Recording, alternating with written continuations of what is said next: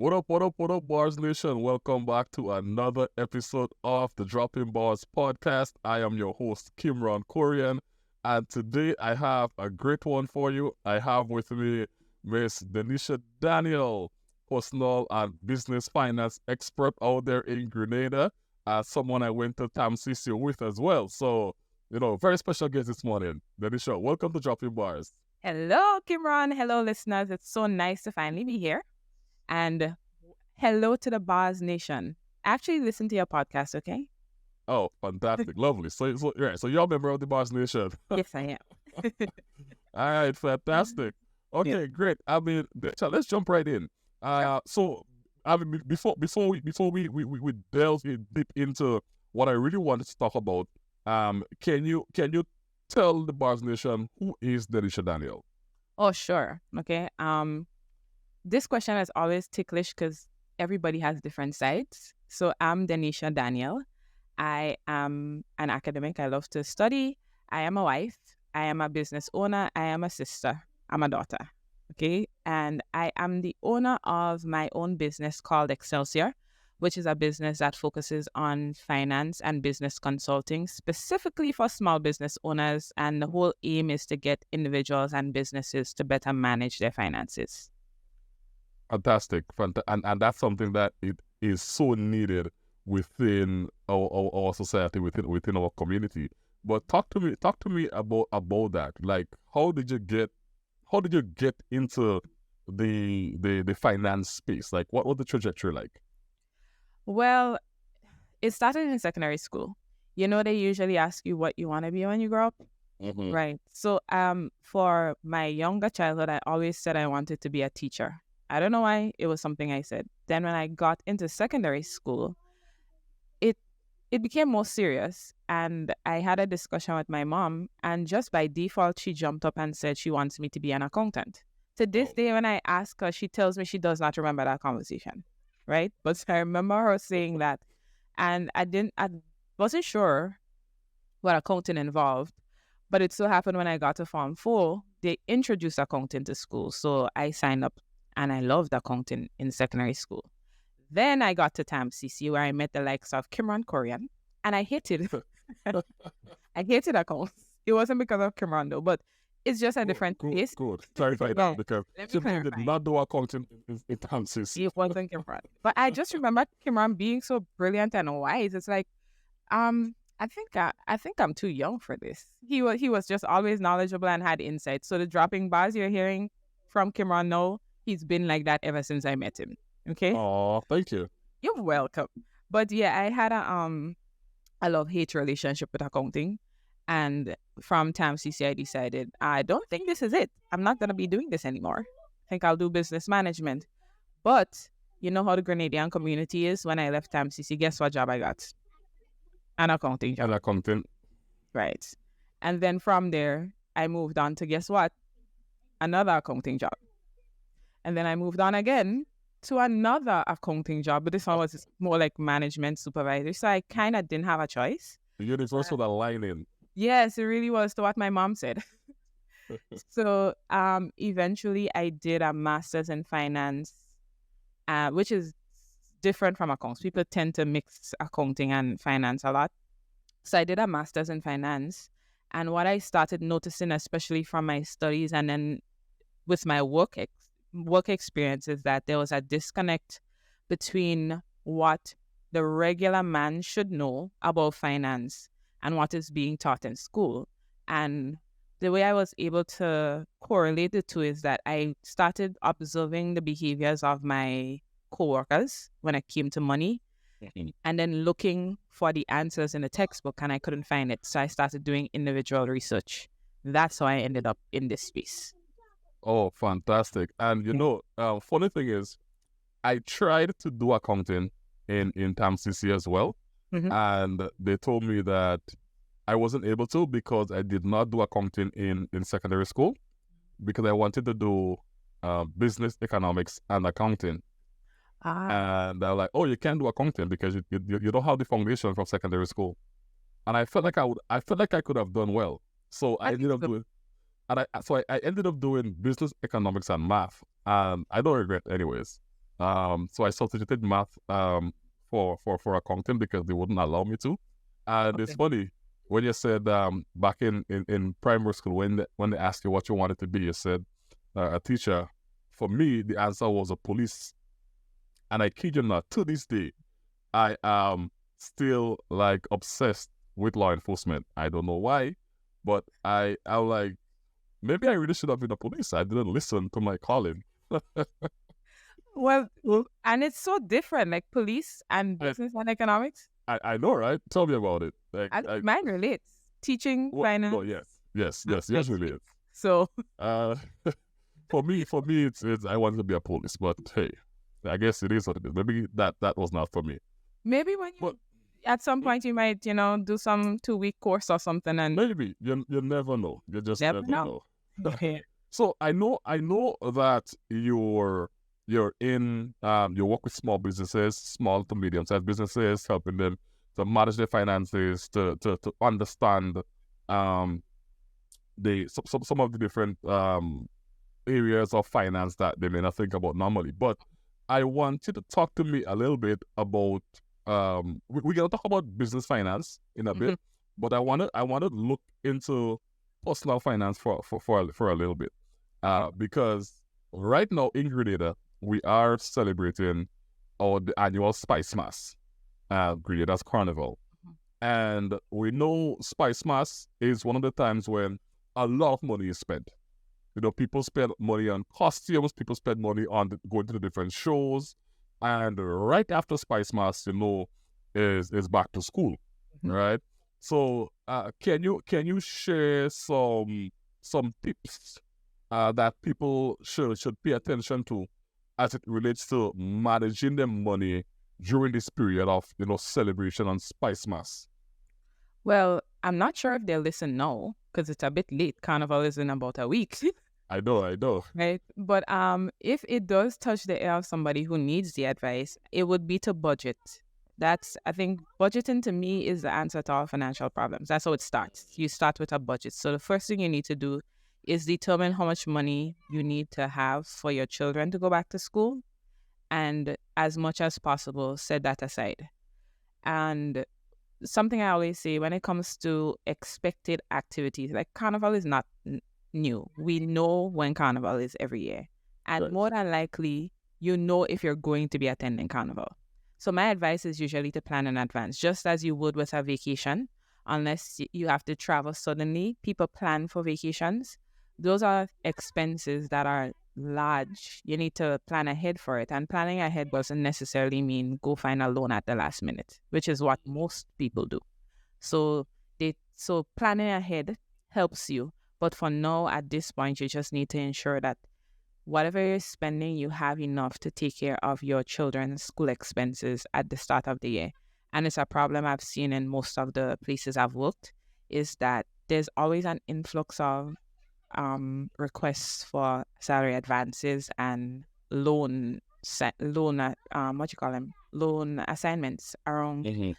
end of August, beginning of September period, because people, after they've enjoyed themselves for Carnival, then they realize, hey, kind of forgot my children's school and they Yeah. need to scramble. Yes, so if you could know at this point, then put something aside. If you can't, then you may have to go the credit way, which is not what I like to advise, right? Because, I mean, this going far into personal finance, but then we start thinking about good and bad credit. And if you engage in credit facilities for something like that, is not what is determined as a good credit facility. So, yeah, planning is what really helps. At this point, if you could squeeze something, probably miss a show that could equate, or if you could look ahead at your income for the end of the month and you're able to afford it, then fine, enjoy. All right. But it's sometimes I think it's sad that children, when I say children are left, it's like it's left as an afterthought when you should do it ahead of time, even if it's a case where you plan before and you purchase the books, you do the clothes, you do the uniform, everything. Then whatever you decide based on what you have, which events you can go to. But people live in the moment. And that's one of the major problems when it comes to proper managing of personal finances. Yeah, and you mentioned for example like loans, and something I've seen as well is people tend to apply for loans for the like Spice Mask for like, so they want to buy the costumes, they want to go to the shows. And I know there are some institutions that actually give carnival loans. What are your thoughts on taking a loan for carnival? I mean, I have my thoughts on that. And trust me, you don't want to hear it. But what are your thoughts on like going to a financial institution? Well, on the business side, I think the financial institutions are smart. Okay. But on the personal side, I don't think it's wise. So let me explain why. I mentioned good and bad credit earlier. I'm not trying to get too teachy, but good credit is any credit facility that you enter into that gives you a return, kind of like investing, right? You don't get a return when you take a loan for carnival. The money is just used and that's it. So that's bad credit because at the end of the day, you need to get something back. And I'm not saying, don't get me wrong, I'm not saying you don't enjoy your life. I'm just saying that you have to plan for major expenses like that. So I don't think a loan is a good idea for carnival. That's my personal take. If you're studying proper financial management, you'll see that it's not the best idea either. But some people do it and I could see why. I'm just saying in future, if you're hearing this, please plan ahead of time. You know, carnival is coming up next year. It's second weekend from the second Monday in August. Plan ahead. You have a whole year. So I don't think loan. And then the loan, because of the types of loans, the interest rates are usually higher. Oh, extremely high. And people don't look at things like that because when you hear something to the effect like you're taking out let's say a $10,000 loan, just to segue a bit, I didn't realize that some of these events were so expensive. Oh, yeah. They're like, especially, I'd imagine they're expensive like just for the regular. Think about the VIPs and so. I know. I was so surprised. So there's this good tool that I use and it's very easy. You go to Excel and you put in, let me be careful because I always stumble over this word. You type in a template called loan amortization. Okay? Excel has a template that shows you how the breakdown of loans are. So when you have the interest rate, the term of the loan, the amount you're paying, but you loan, because you remember if you loan 5,000, you're not paying 5,000 back, right? There's interest on that. It shows you the breakdown, and at the end, you could see how much you're actually paying back in dollar value when you get an interest rate quote from the financial institution. We just go and sign the loan because we want the money. It's nice to take a look at it because when you look at it, then you start to question, is this really necessary? Could I shop around? Could I put a part? Could I reduce the term of the loan? Because the less years you have to pay, the cheaper the interest rate is for you. Those are some things you may want to consider when you have to engage in a loan facility.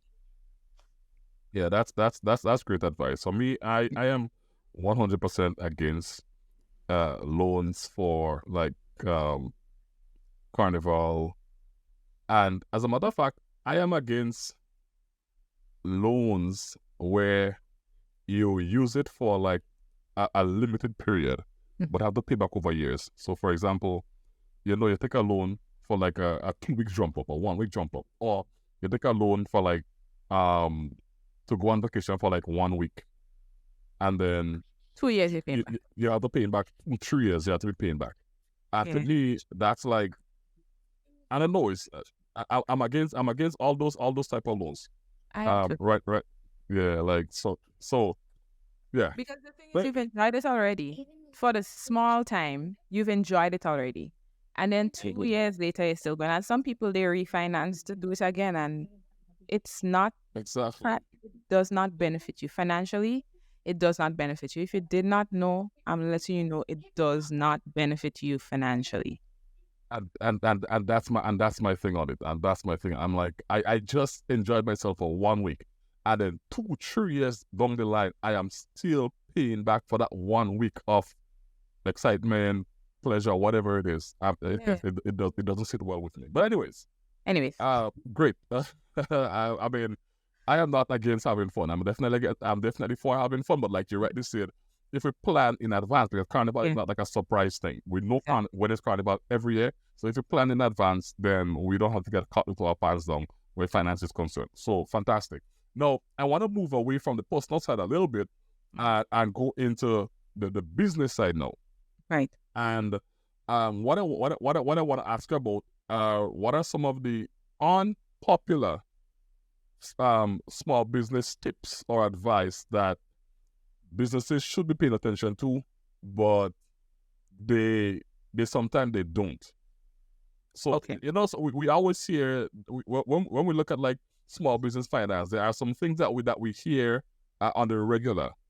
And sometimes we listen, we don't listen, whatever the case Right. is. But are there any advice or tips that you believe people should be paying more attention to and that you don't hear people talking about on the regular? There are some things you should pay attention to.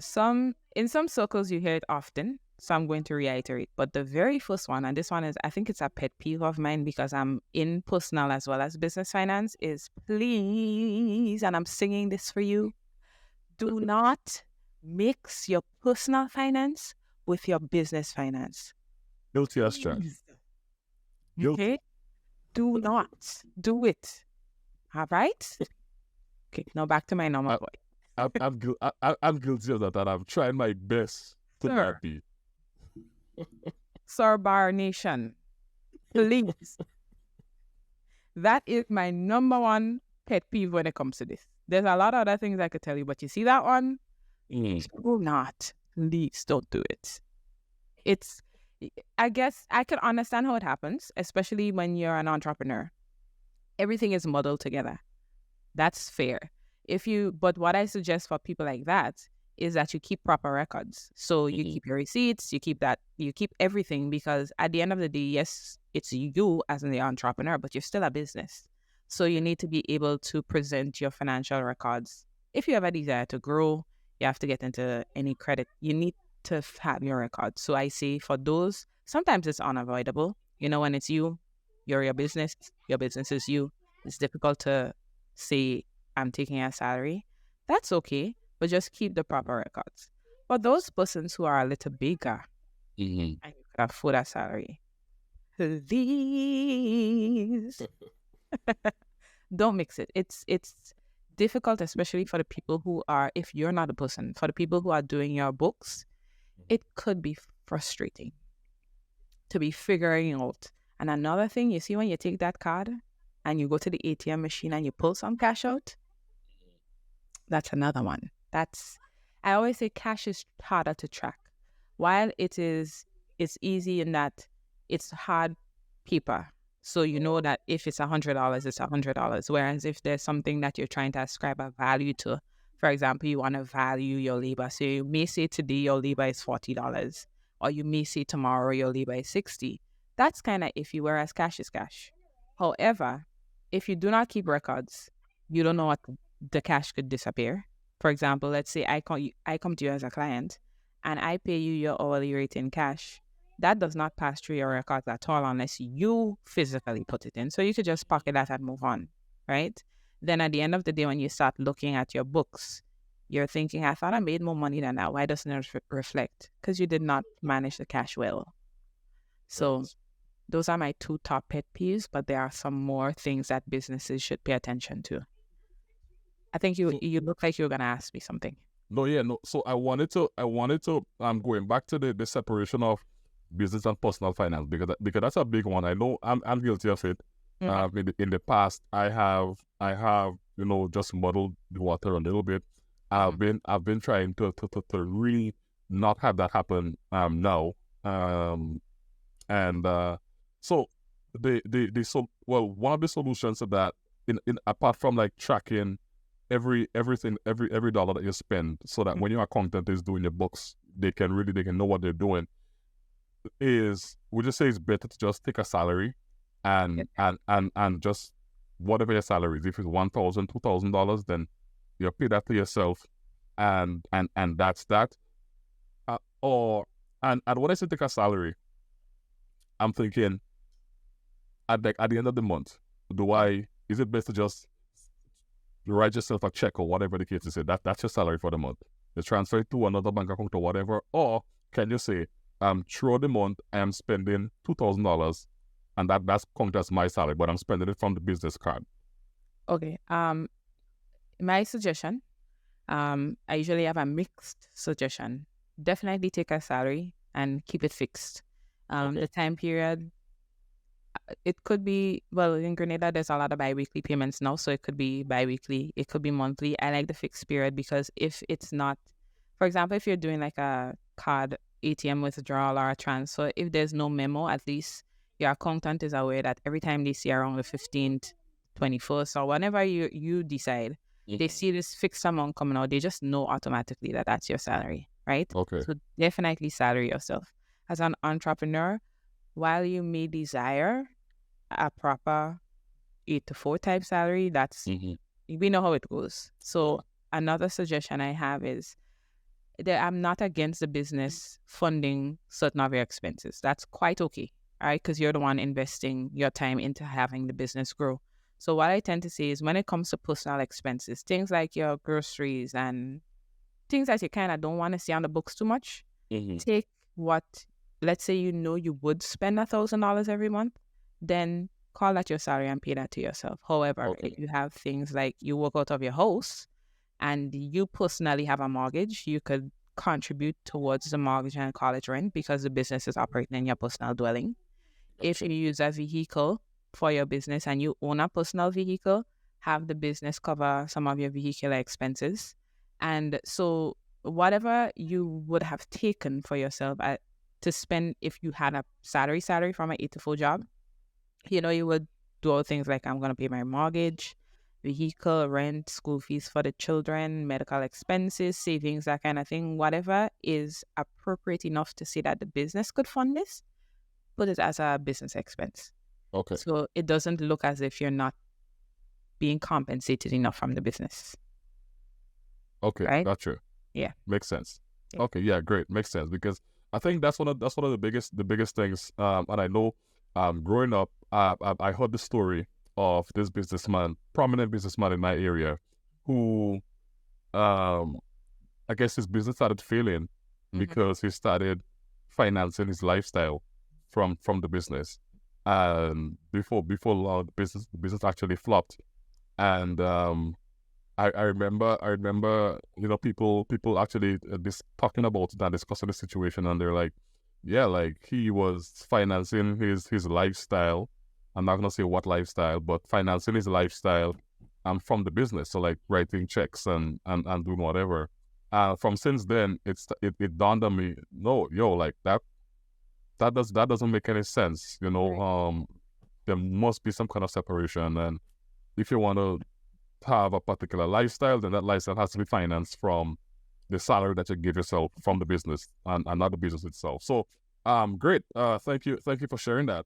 Now, in a similar vein, I want to look at some of the mistakes that you've seen. I mean, not separating business and personal is yes, it's one of those mistakes. But I want to jump a little bit deeper and see if there are any like other like major mistakes that you see businesses making with their finances that they should stop like yesterday. Yeah, one of the things that I've noticed most recently, and it's frequent, is the monitoring of your cash flow. And that's important because I like to use personal examples because I think it's easier for people to relate it. If you're an employee, every month your salary is $4,000. That's expected. And you plan your life around the $4,000. When you're a business owner, things are a little bit different. So you may get, in 1 month, you're clocking in a nice $15,000, and then 2 months pass where there's nothing. And then you see a $300 coming, and then, so it's difficult, right?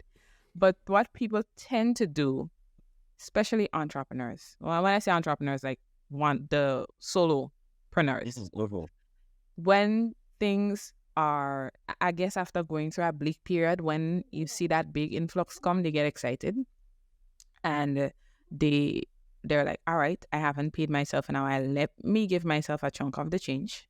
And I'm not saying you don't deserve it, but I'm just drawing an example for you to see. Right. Then they know they have some people that they owe that have been on their back. They just write big checks and pay people off. And they're living in that moment of the big influx of cash, not thinking that, hello, I've just been on a dry spell. The likelihood of it happening again is real because that's just the nature of business. So not monitoring your cash flow, not being able to predict your income or plan to have some form of predictable income puts businesses in a dire situation. Because if you don't know what's coming in, but your expenses are always coming in, it gets a little bit iffy. People could get anxious. They start making bad decisions. Sometimes they go into debt when they shouldn't. Sometimes it's because of high debt that they're in the situation. So there's a lot of things that spill off of that. So the number one thing I would probably say is the cash flow issue. And then there's a lot of smaller ones that spill off of cash flow management.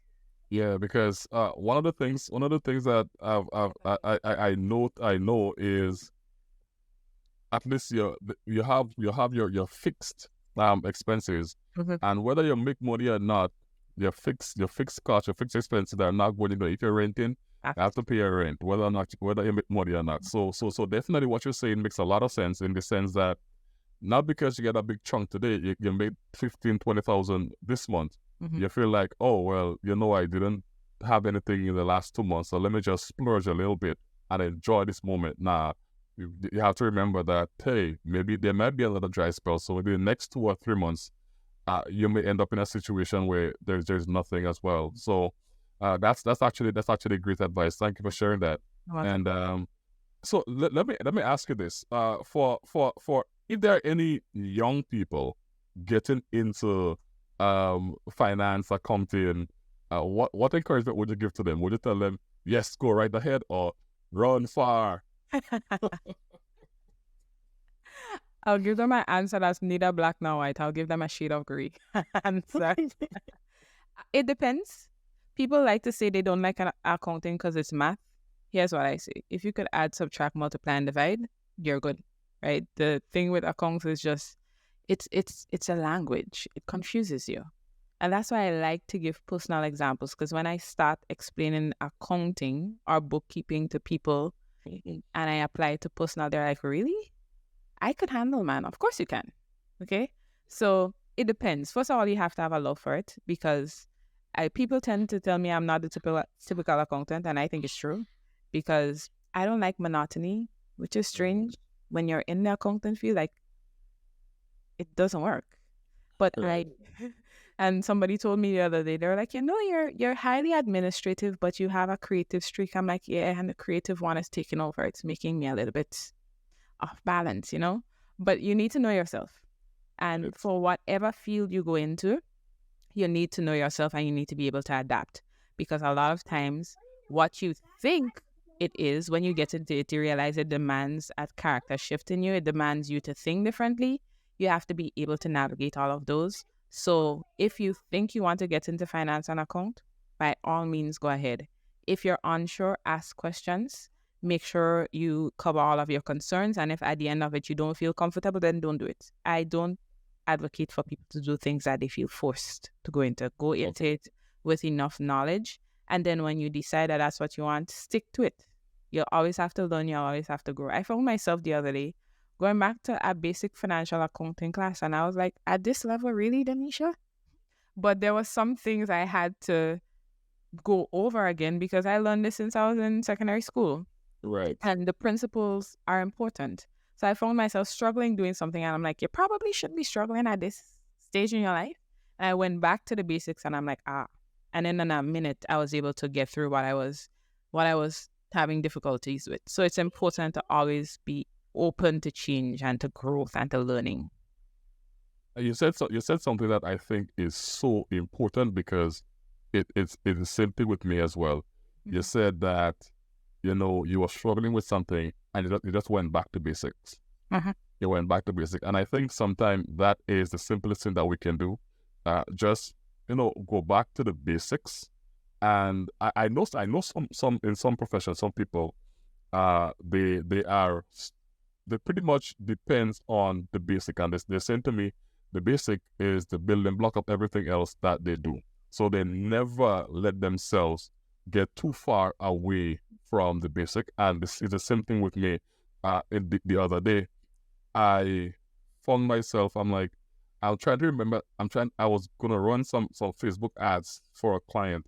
And I'm trying to remember something while I'm there in the ads manager. And I'm like, but I had this thing like Jax. And now it's like, wait a minute, where can I?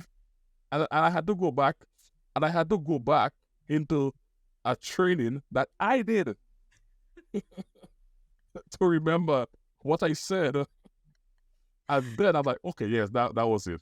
But yeah, I really love that you mentioned that. Sometimes the going back to basic is one of the best places that you can be, and just kind of understanding the basics really is the building block of everything, because you build everything on top of that. So, Denisha, thank you so much for coming and dropping bars with the Bars Nation. I have one more question for you, and it's it's not your typical question. I knowledge I had to stump people with that one. Well, not deliberately, but yeah, you know, if I were to give you $100 right now, and you had like 24 hours to spend it all, what would you buy? What would I buy? Like right now, you're giving me? I'm handing it to you right now. Here's $100. Go spend it right now. What would you buy? I'm going to buy a birthday cake. All right. A birthday cake. That's interesting. Let me tell you why. I saw something on social media once, and I thought it was so funny. It was a meme, and it said, "Do you know that you could buy a birthday cake when it's not your birthday? Nobody asks you." And I'm like, that's so simple, but it's true. Why do we wait until it's our birthday to buy a birthday cake? Man, I'm buying a birthday cake. Interesting. You know, actually, maybe I should buy a birthday cake this next week or this week. Just buy a birthday cake and eat yeah. Who said I only have to eat cake on my birthday? They don't ask for ID. They don't ask for proof. Nothing. And nobody's telling you it's not your birthday. Don't eat a cake. I'm buying a birthday cake. Oh, fantastic.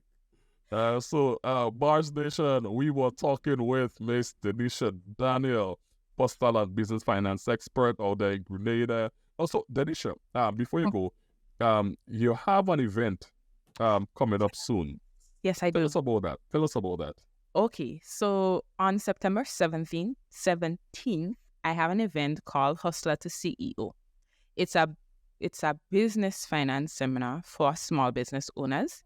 And it came out of all the questions that Kimran asked earlier about businesses and keeping their finances in order. Something I found common among a lot of the businesses I work with is that they're frustrated with their financial situation and they don't know how to get out of it. When I sit and I chat with them and they gain clarity, they're able to move forward. So the session is geared at helping you to create regular streams of income, to be able to plan better for your cash flow, which is what I mentioned earlier. And I have somebody who's an expert in taxes coming and speak about it, about taxation and business registration, because there's a lot of benefits to be had from being a registered business owner. And I also have a legal expert coming in to speak about legalizing your business practices and all of that, and the advantages and how you could benefit from it in Grenada.